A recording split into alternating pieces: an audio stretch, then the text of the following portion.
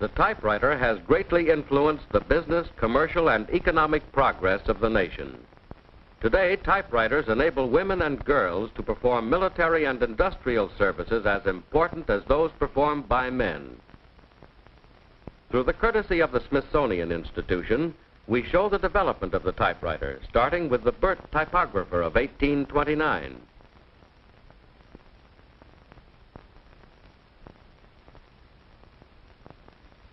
Next, the Shoals machine of 1868, the Remington of 1873. This is the Calligraph, made in 1883. Next, the Hammond typewriter, made in 1884. About 1900, the Smith Premier appeared, followed by the Blickendorfer in the same year. This is the first portable, a Corona, and this is the Bennett pocket typewriter. In addition to these standard machines now in use, modern business has created needs for special typewriters, such as wide carriage machines, justifying typewriters with which to make straight right margins, book type adjusted spacing machines which turn out copy like this, special forms writers, calculating machine typewriters, and card punch typewriters which turn out cards like this. Today, millions of typists at their machines speed the business and war activity of our nation. Their task is complicated by a typewriter shortage and a shortage of experienced personnel. Unfortunately, many typists cannot work rapidly and accurately. To turn out more and better work on the office front, beginners and average stenographers and typists must acquire superior usable typing skill. This film will demonstrate and explain the techniques essential for superior typing. One way to learn a better or the best way of doing anything is to watch and analyze the skill of an expert. If your skills are patterned after those of an expert, you can be a superior typist. Miss Lenore Fenton, who won 11 international awards and set 8 international records in typing and machine transcription, will show us the typewriting skill which enabled her to set these records. In order to become an expert typist, it is essential to master the correct typing technique. How you type is more important than what you type. If you master the correct method of typing, your typing will continue to improve. But if you learn to type perfect copies slowly with one finger, you will continue to be a one-finger typist. If you want to become an expert typist, learn to work like one. You should know how to operate all makes of typewriters. Let's look at the various machines. This is the Remington Noiseless.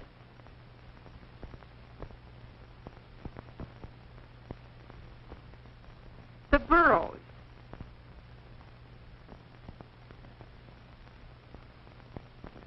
The Royal.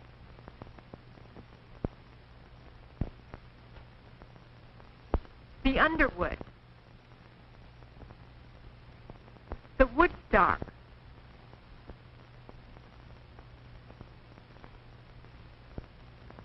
The L.C. Smith.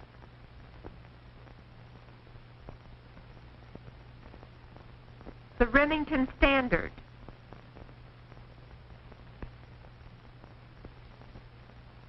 The Electromatic.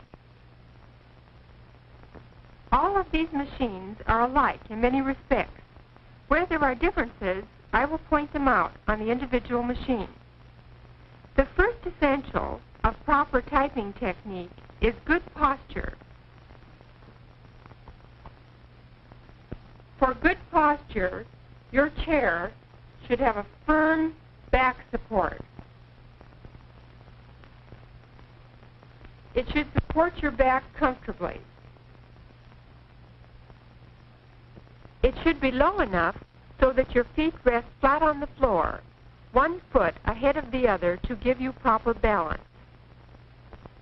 If your chair is too high, poor arm position, slumping, round shoulders, and flat chest result. If your chair is too low, you must reach up, which is tiring.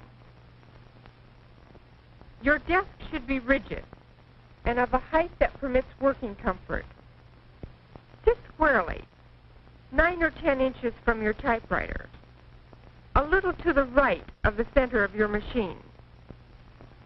Let your upper arms hang freely and comfortably, neither too far forward, nor back, nor out.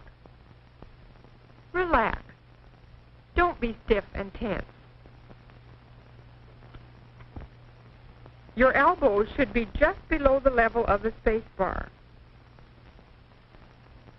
More typist fatigue is caused by unnecessary tension and waste motion than by anything else.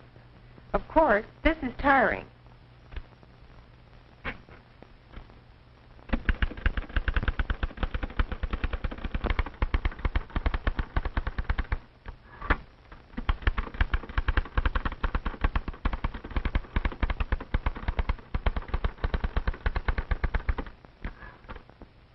Your forearm, wrist, and back of hand should slant upward, parallel to the slant of the keyboard. Keep your hands and fingers in a natural, easy working position. Drop your hands into your lap and relax. Look at your hands. When you walk, rest, or sleep, your hands do not look like this or this, but like this. Without changing the position of your hands and fingers, place your hands on the keyboard.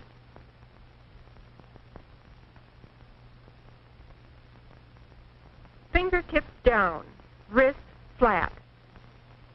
That's your typing position, with your fingers on the second or guide row of keys. Your wrists should be comfortably down and in line with your forearm, palms close to the keyboard and frame. This position enables your fingers to reach easily over the keys and eliminates tension.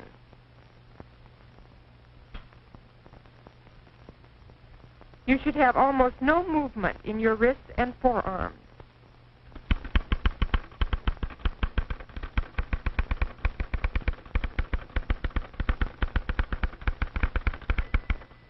Read copy easily, without eye strain.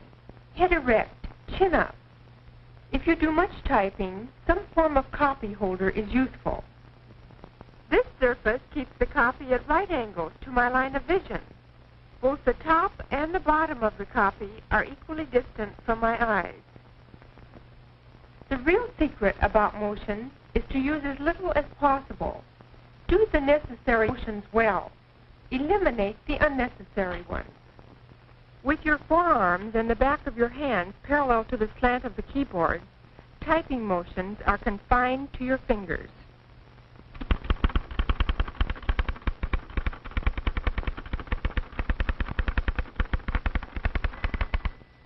Some typists use these finger motions.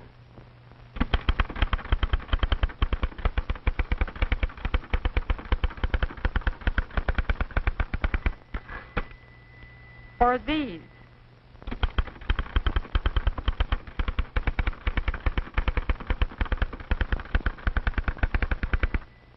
Their fingers travel miles through the air and unnecessarily use much energy every typing day.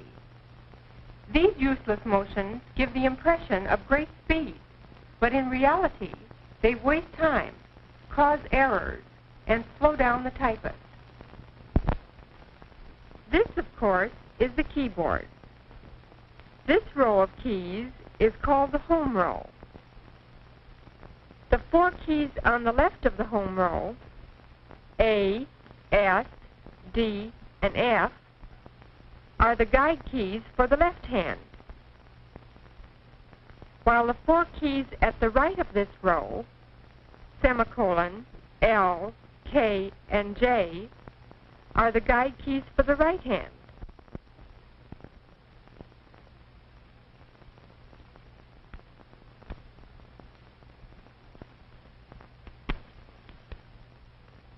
These keys are struck by the fingers of your left hand. These by the fingers of your right hand.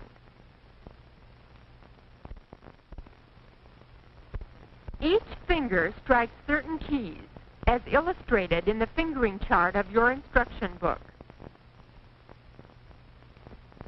All your finger motions are learned in their relation to the guide keys on the home row.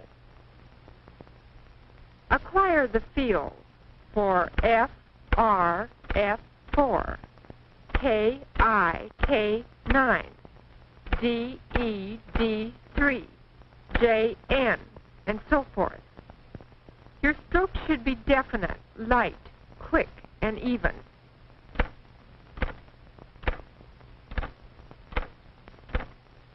Hit the centers of the keys.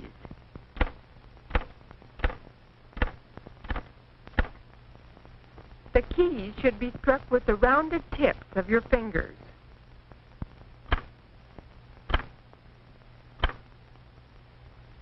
If you strike the keys with your fingernails, you are apt to have aching fingers or chipped nails. If you want to become a good typist, it will be advisable to follow a conservative nail style. Stroke the keys with your fingers curved.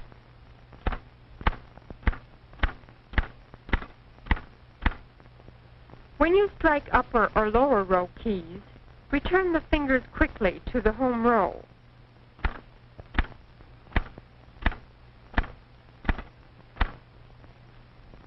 Don't let your fingers cling to a key like this. Don't slur your motions from key to key.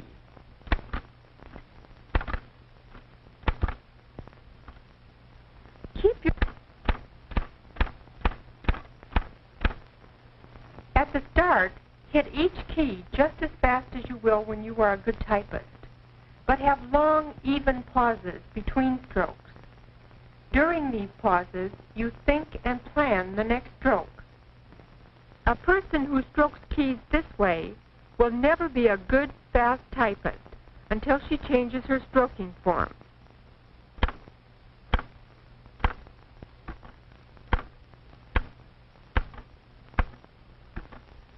You see, there are no pauses, no spare time between strokes.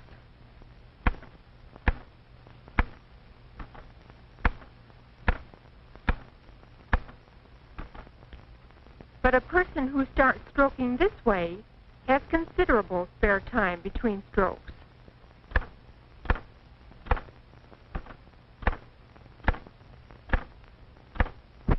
Later, the spare time is cut down. More strokes are made per minute, and this is the rate.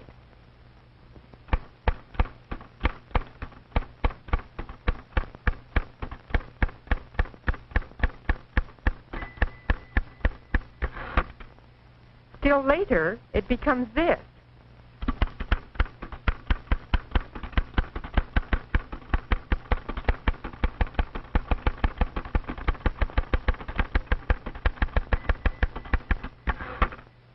Finally, there is no spare time left between strokes, and the person is typing as fast as he or she can.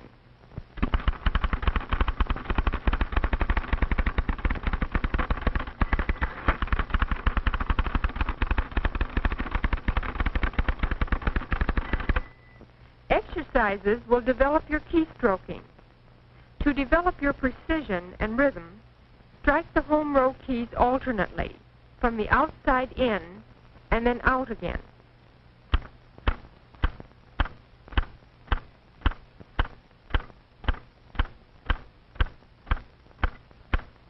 Later, you will be able to speed this up, like this.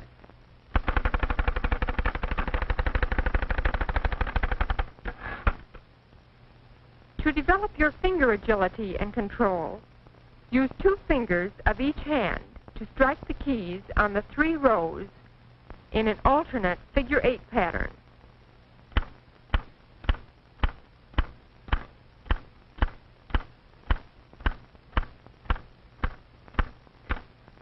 Later, you will be able to speed up this exercise.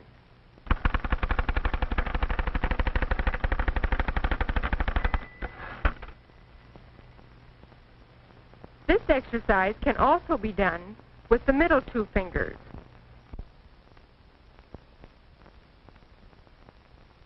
and with the two end fingers.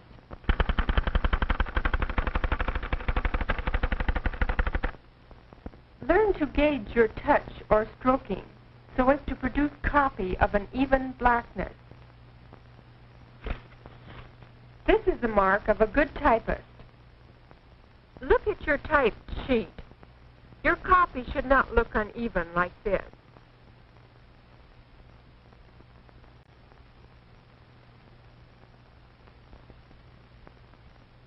Neither should your periods and other punctuation marks cut through the paper like this.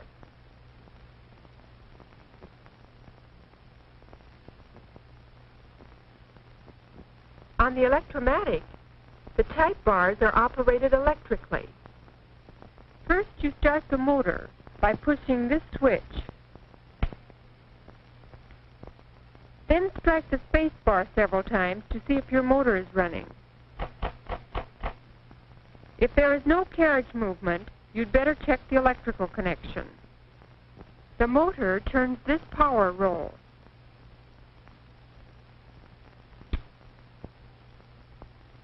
Which operates the type by turning these cams.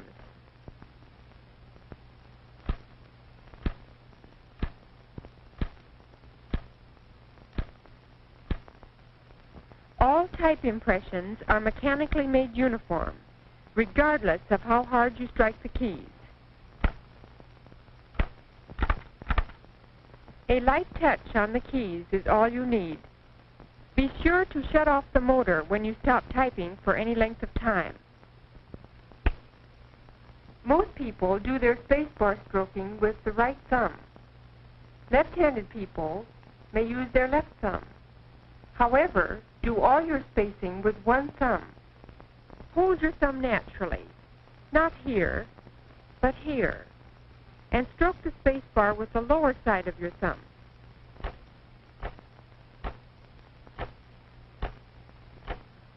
When the Shift key is depressed, your typewriter prints capital letters and the special characters above the number and punctuation keys. When using the Shift key with the left hand, keep your F finger on the Home key. When your right hand is used, keep your J finger on the Home key so that your guide positions are not lost.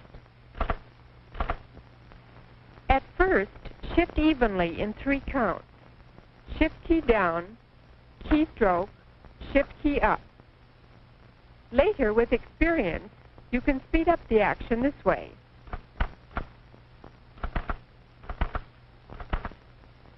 Remember to start this way. 1, 2, 3. 1, 2, 3. If the Shift key is not pressed all the way down on manual machines, floating capitals will result. Avoid these incomplete strokes and poor timing of your 3-count shift motions, and floating capitals will be eliminated. To write a number of capital letters in succession, press down the Shift lock key. This shifts the type in some machines and raises the carriage in others, and locks it so that only capital letters and uppercase characters will be written. To release the lock, press down either Shift. Operated by the motor, requires only a light touch on the Shift key.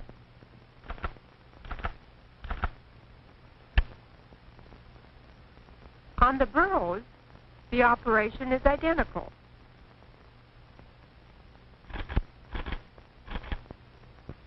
To backspace, use your little finger on this like this, for additional backspaces.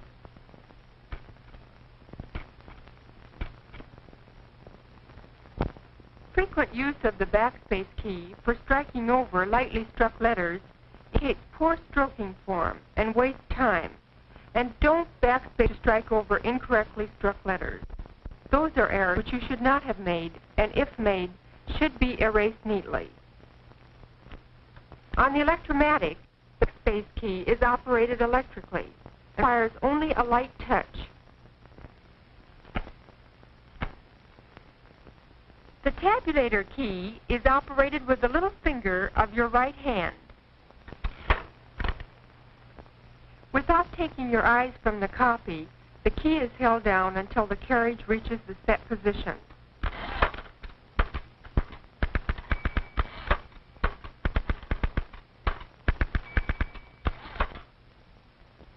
On machines equipped with bar tabulators, indent by stroking the tabulator bar with the first finger of your right hand.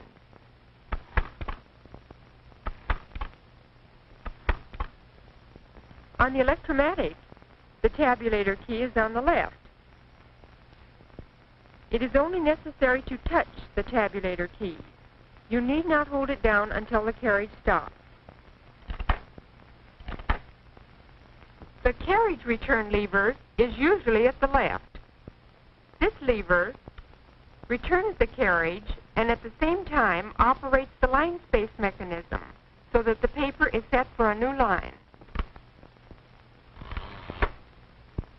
On manually operated machines, learn to return the carriage with a quick circular movement of your left hand, avoiding unnecessary effort and lost motion. Learn to judge how hard to hit the carriage return lever so that the carriage returns the whole way without banging against the margin stops. That was not hard enough. That was too hard. That was better. Your hand should drop from the lever when it is about in line with the left frame of the machine and should be back on the keys when the carriage reaches the right stop.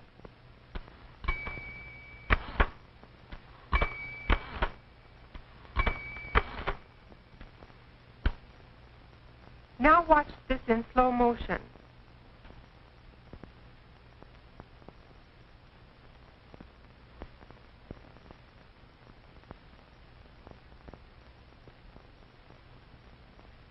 For additional line spaces, after the carriage has returned, strike the carriage return lever as often as required.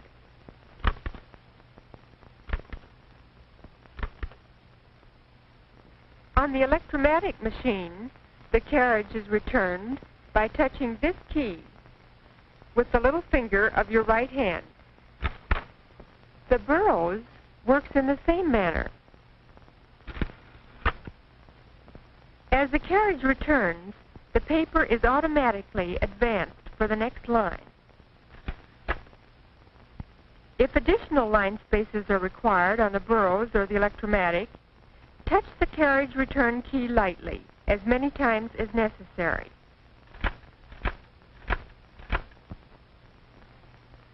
Now let's see about paper insertion. This is the paper table. This is the paper guide. This is the paper bale.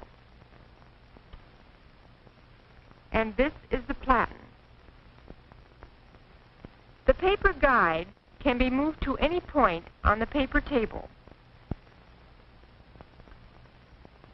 Its position in relation to the carriage or line scale is determined from this scale on the paper table. L.C. Smith, Remington, Underwood, and Woodstock machines have similar scales. The paper tables on the electromatic and Burroughs machines do not have line scales. Therefore, the position of the paper guide is determined by inspection. The paper rests against the paper table and the paper guide as it is fed into the machine.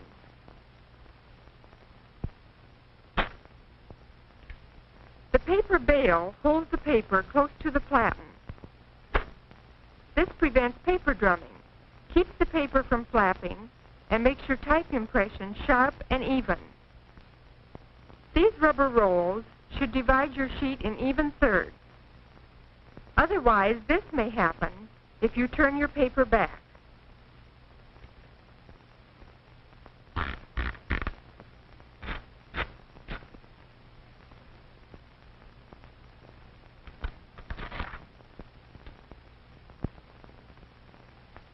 The paper feed rolls are out of sight under the platen. These rolls and the platen feed paper into the machine and hold the paper in position.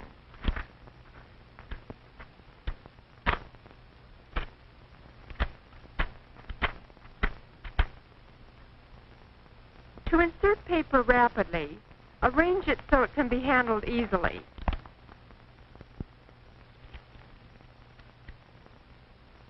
Pick up the sheets with your left hand, fingers above and your thumb below, near the middle of the left edge of the sheet. Place the sheets on the paper table, with the left edge against the paper guide, and the top edge firmly touching the feed roll. With your right hand, give the platen knob a rapid twirl, and turn the sheets to the writing line. As you let go of the platen knob, bring your right hand forward, and with your right thumb, move the paper bale in place so that the paper is held firmly under the paper bale. You can do this in 5 counts. 1, 2, 3, 4, 5. Now watch the counts and motions blend into one continuous action.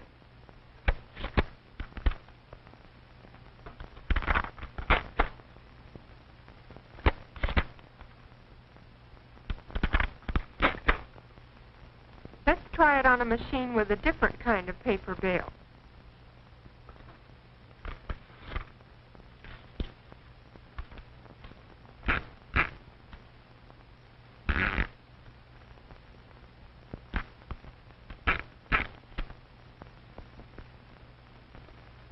When you use a carbon pack, be sure to use smooth carbon and insert the pack squarely in the machine. If you don't, this may happen.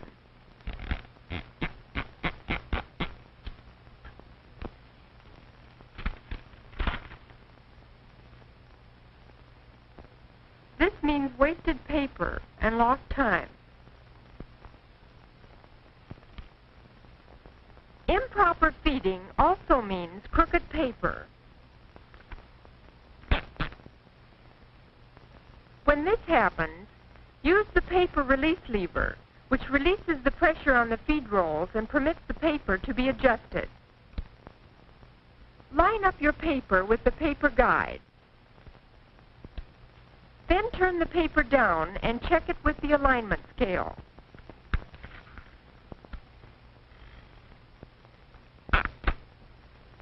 The paper release lever is always back of and inside the platen knob and projects upward like this.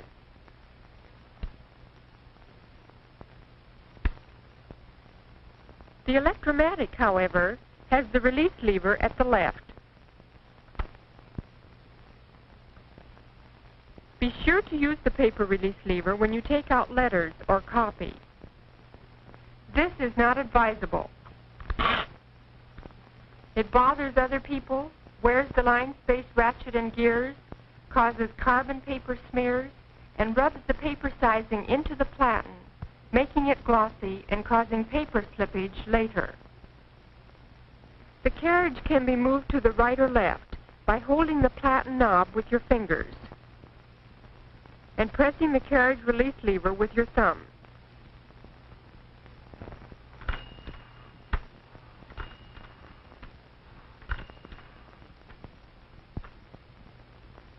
Machines have 2 carriage release levers, one at the right and one at the left.